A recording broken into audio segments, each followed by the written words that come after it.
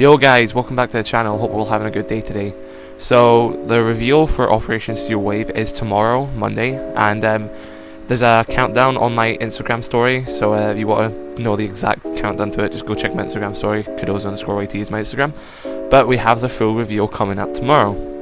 So I'm not really going to speculate anymore until the full reveal, and when the reveal is out tomorrow, I'll give my reaction, my thoughts, and yeah, I'll see how that is. I currently don't have a PC, so I don't have access to the test server, but I have friends on PC, and they will be willing to most likely give me some clips that I can share for you guys and just show you how it is. But for this video, I'm going to give 4 different things that I'm hoping for comes and changes in Operation Steel Wave. I know most likely not all of these will come, but if at least one of them comes, it's a step in the right direction. Now, I'm going to name 4 different things, and I'm going to do them in the order of least important to most important when it comes down to my opinion. So what I want, and this is the least important out of the 4, is them to be faster when it comes to bugs and glitches. Now the reason why I put this so far down is because they have actually been really fast when it comes to bugs and glitches. Clash Exploit, there's one every season and she gets disabled instantly now. Before you had to just wait it out until there was a next update, but now they've added the option to disable operators from their end and they can't be played until they're fixed. Now this has also been happening with maps as well. There's a patch around mid-season where Consulate ended up being extremely dark inside and you just could not see anything, and then they disabled Consulate, took it out of the map pool, fixed it and put it back in. So yes, this game does have some annoying bugs and glitches, but I've got to give my hat off to Ubisoft. Over the past season they have been very good at just getting on top of these bugs instantly and removing them from the game. I understand it takes some time to fix I understand it takes some time to fix the bugs, but when they take them out of the game and they fix them, that is perfect. So it's not really anything I want to change, it's just I hope Ubisoft keep this up and they just end up getting more efficient and better at it. So that's a positive note, they are doing better when it comes to fixing bugs and glitches. So yeah, good on you Ubisoft.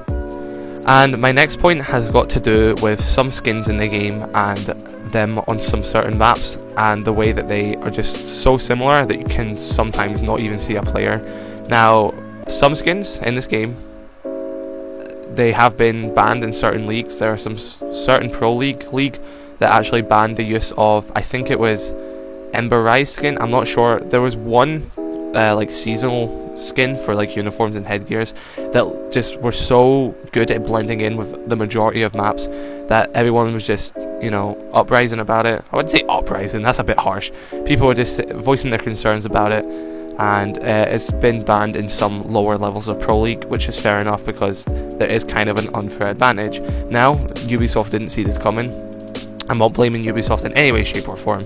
It is just an issue that has arisen. So King George on Twitter actually gave us a good idea on how to fix this. So what King George actually said is, in year 1, night maps had a glowing ring of light around player models, and this was so, you know, they just couldn't blend in with the darkness and you could still kind of see the players. I think this would be a great to put in for enemy player models. In certain situations, even default skins are very difficult to see. This would eliminate any pay to win element along with not devaluing skins, and I think that is a perfect idea. Like I said, I am perfectly fine with all these cosmetics in the game. Cosmetics are one of the greatest things in this game. It keeps people putting money into the game and it's just a fun thing in the game. But there are some issues with certain skins where they just blend in the map so well, and instead of just disabling those skins or changing them to the point where they're just a completely different skin when they were when you bought it, they could just add this feature back in when it was nighttime maps. Players had a very faint light around them. It wasn't to the point where it was just like a highlighter.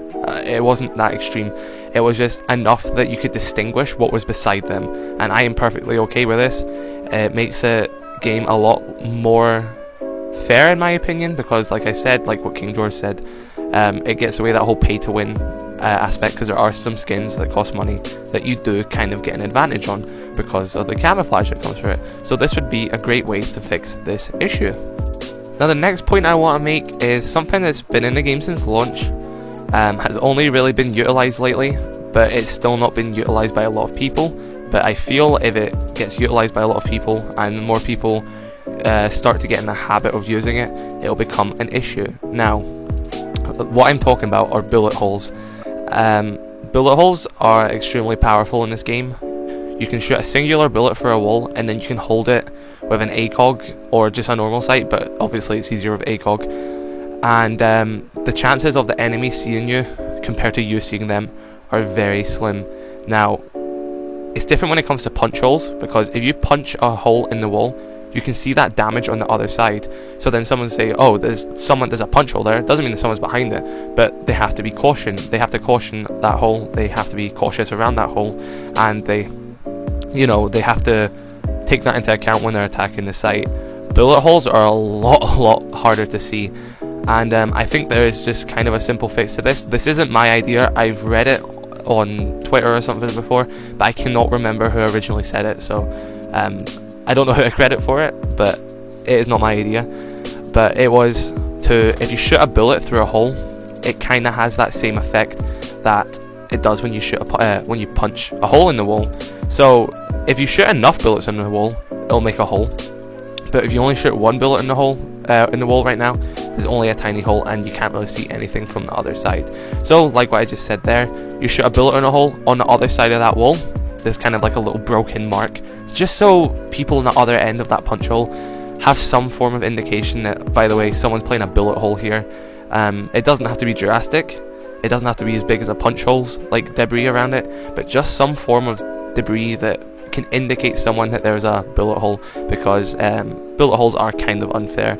I don't utilize them myself. I don't even get it a lot, but it is an issue that a lot of other big YouTubers have brought up. And like I said with the last one, none of these are Ubisoft's fault. It's just the fact that these have happened, whether that comes from just not realizing it when they're adding it, and bullet holes are just something that have arrived, and it's Ubisoft wasn't intending it to be that unbalanced, which bullet holes are, and you can't fault them for it. And hopefully they try and do something to make it a bit less powerful than they currently are.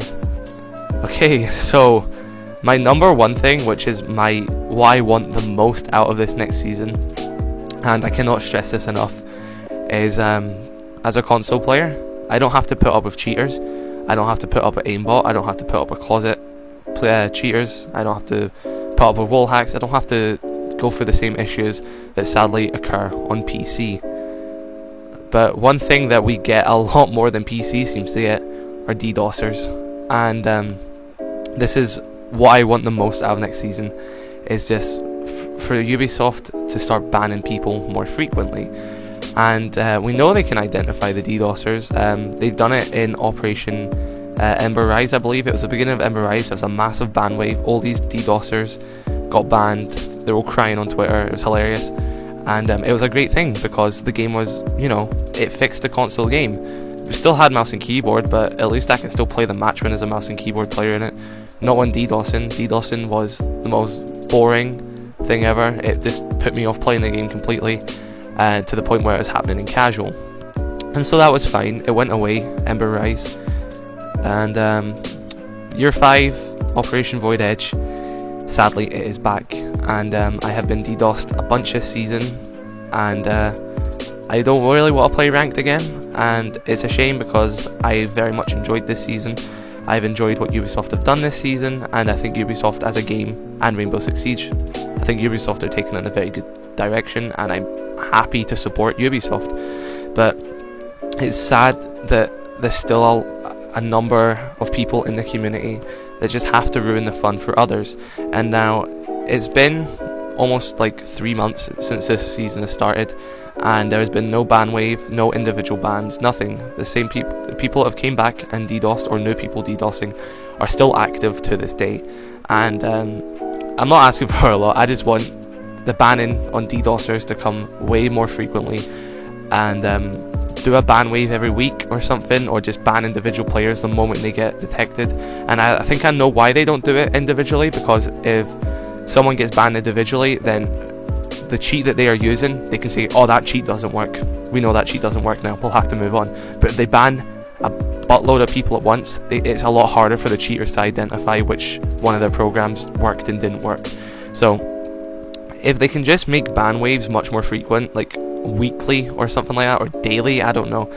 DDoSing is a problem in this game. I know it's very hard on Ubisoft. They're attacking their servers, they're losing money because of it. and it is a felony. You can go to prison for it, and I don't know why people don't realise this enough, that they even took the guy to court who was selling the majority of the software back in Ember Rise when people were doing it, and in Phantom Sight. They took him to court, so don't DDoS, it's not worth it.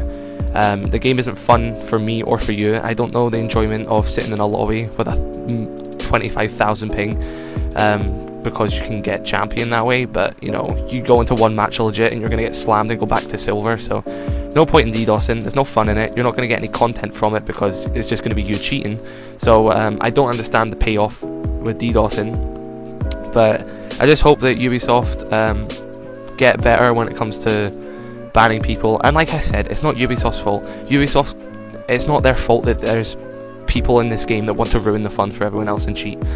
And sadly, we have to look to them to try and stop these people. And it's just what I'm hoping for, is that they can just ban people more frequently.